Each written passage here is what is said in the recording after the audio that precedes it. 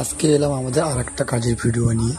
যারা ইটের খোয়া দিয়ে ঢালাই করতে ভালোবাসেন বা ইটের খোয়া ঢালাই করতে চান তাদের উদ্দেশ্যে। তো বন্ধুরা, আমাদের এই সাইডে ইটের খোয়া দিয়ে কিন্তু বেশি ঢালাই হয়। আজকে আমরা এসেছি একটা, আর আমাদের সঙ্গে আছে F2R সিমেন্ট। F2R সিমেন্টের ঢালাই কতটা যে ভালো হয় সেটা আমি আপনাদেরকে দেখাবো। F2R সিমেন্টে ঢালাইগুলো অনেক কংক্রিট হয়। আর F2R আর আমাদের সঙ্গে আছে শিখা কেমিক্যাল।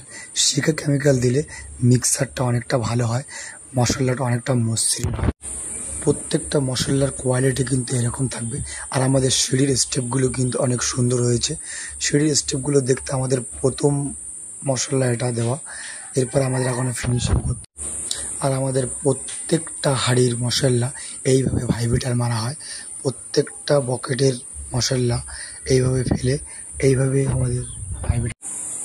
আর আমাদের ট্রলিম্যান আছে আবদুল্লাহ ভাই। তো বন্ধুরা, আমাদের বকেটের মাল উঠছে, আর মালের কোয়ালিটি কতটা গুণমান সেটা আমি দেখাবো। দেখছেন অনেক অনেক সুন্দর দেখতে, মশলা যেরকম মোলায়েম সেরকম মিক্সারটাও কিন্তু সুন্দর। ছাদের মশলা মারা খেতে গেলে মেশিনের অপারেটর অবশ্যই কিন্তু ভালো হতে হবে, না হলে কিন্তু মিক্সারটা ভালো হবে না। অনেকেই ইটের খোয়া নিয়ে ঢালাই করতে চায় না। আমাদের তক্তার সাইডে কিন্তু এইভাবে ভাইব্রেটার মারতে হবে। এইভাবে ভাইব্রেটার আমরা যদি না মারি, ছাদের সাইডে কিন্তু ফাঁসা বাড়ানোর সম্ভাবনা আছে। আর এটা হলো আমাদের ছাদের এক লেয়ার পাটা মারা। আমরা এরপরে আরেকবার পাটা মারবো।